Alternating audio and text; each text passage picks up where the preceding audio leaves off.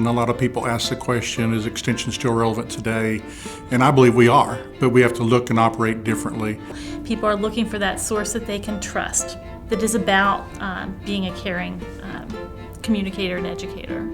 We know that research-based information is really critical, and we have so much good information to share with people. But we're the ones that are developing that knowledge through applied research and then taking our research-based information and putting it into practice. We look at programs and services that provide solutions to problems that people are actually faced with. I really see a big change in that we're networking, we're partnering with other groups.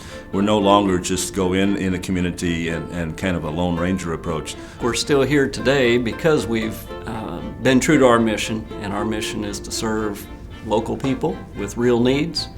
So yes, in 2015 it is just as relevant as it was 100 plus years ago. I see extension changing from the standpoint of including more technology into solving problems, more technology into really serving people.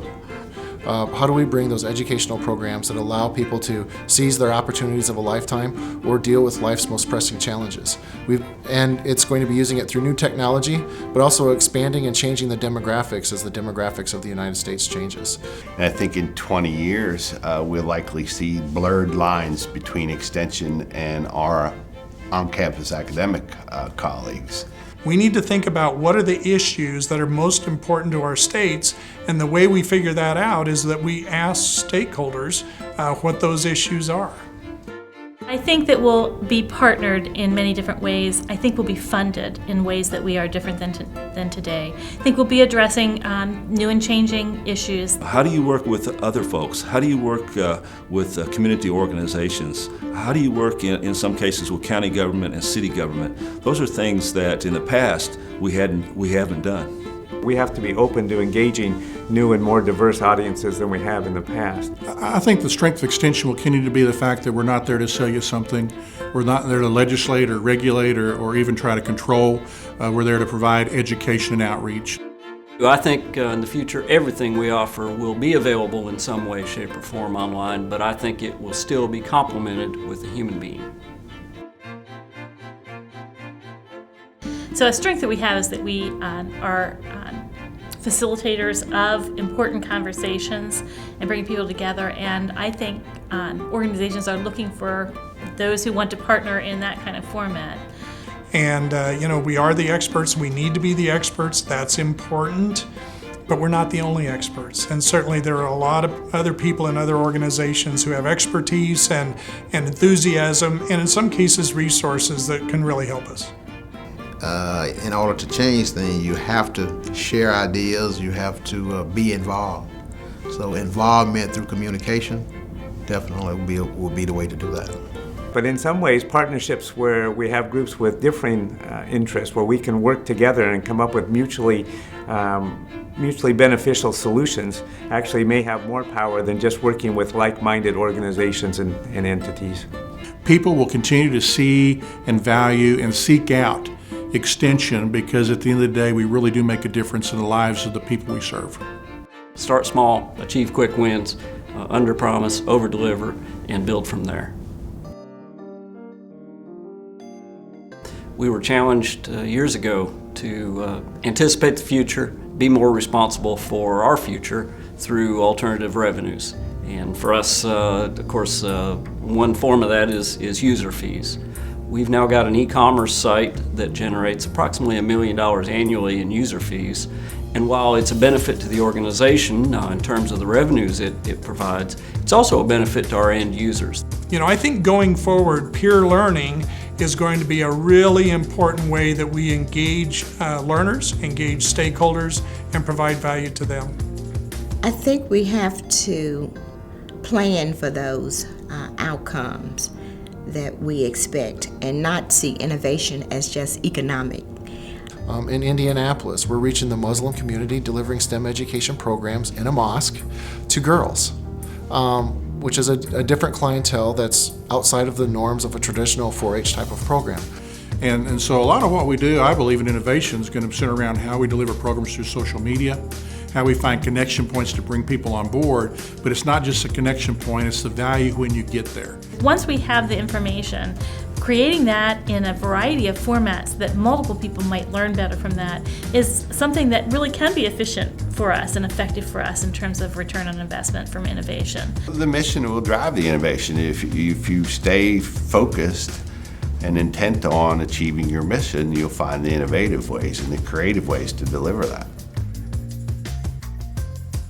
Communication from the standpoint of understanding the need to reach out and develop partners which may or may not be from the educational community. And so in many ways, that's our barrier, is how do we go about building new relationships with new customers going forward that we can understand their needs and deliver programs in ways that they want. We're so focused on impact that we tend to work on programs that have a high probability of impact, which means that we're not necessarily willing to take the risk on a new program or a new venture that may or may not achieve impact. I think one of the things we don't empower people to do is fail. So in some cases they're not willing to try something new and innovative because they have the tried and true model that they know will be effective. We always want to succeed and do the best we can for our clients, and it's difficult to accept risk as being a greater chance of failure. We might not succeed. Our clientele are changing too, and I think that's a huge barrier as we move from, controlled information to the internet and deal with that dispersal of that information. What tends to hold us back is ourselves. We think about how it's always been done, how our rules require that it be done that way, and that prevents us from being innovative. Not being concerned about getting the credit, but providing that solution. So I think people in general, we tend to be our greatest barriers. Well, I think one of the things is our ability to be able to develop partnerships and market ourselves with different entities. Our internal folks get energized about a new approach, about something that seems to be working. At the same time, we see our stakeholders being energized about this approach, and we see a lot of energy and a lot of enthusiasm coming, and programs instantly build. Is that we're bringing that fresh new information to clientele. I think the innovation is how do we expand that clientele base that we have. That's the innovation part. From my standpoint, because of partnerships, I don't think our programs need to be unique amongst all other different organizations across, but I think the partnerships have to be unique. Innovation doesn't make you great. Your people and your programs make you great. But by the same token, if you don't innovate, if you're not striving to innovate each and every day, you're becoming extinct because people move past you. So return on investment is critical. Our stakeholders tell us that all the time. They expect us to do things that make a difference in their lives. And I'd go back to these 19 issues that we've identified in Nebraska that really challenge us to think differently about the work that we do. But basically, we're not looking for numbers anymore. We're looking for changes that's going to influence the individual, going to influence the community, and definitely influence the younger generation. And it's not just innovation of the product, but innovation of the delivery and innovation of how we enable people to change their lives because we're presenting information in a way that encourages them and enables them to do it where we haven't been successful in the past. So looking at the impacts of all of our programs, and it really is the final result. What are we accomplishing? What difference are we making? Not necessarily just have we implemented programs and are people attending and saying it's a wonderful program, but do they go home? Do they incorporate practices into their businesses, their daily lives, whatever it might be? And what are the impacts of those changes? What difference do we make in a community? And what difference does their program make in the community they serve? And so I think after time, even the veteran career extension people say, this is important. I've had the blessing of being able to see extension in a full circle. And so I'm an advocate for extension. I know that it works. Cooperative Extension is one of those organizations that is making a difference locally, regionally, and nationally and internationally.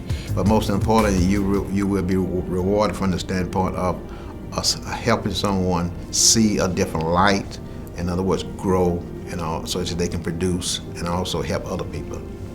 A lot of the workforce wants to be involved in higher education. They want to be involved in organizations that are seen as being innovative, that are making a difference. And I think that, plus the breadth of positions we hire, if we position ourselves correctly, we will not have a problem recruiting and developing that workforce of the future for Extension. I think it's the best job in the world. You get to work with a wide array of very interesting people. You get to do valuable work in serving real-world problems and helping people help themselves. And I can't think of anything more rewarding.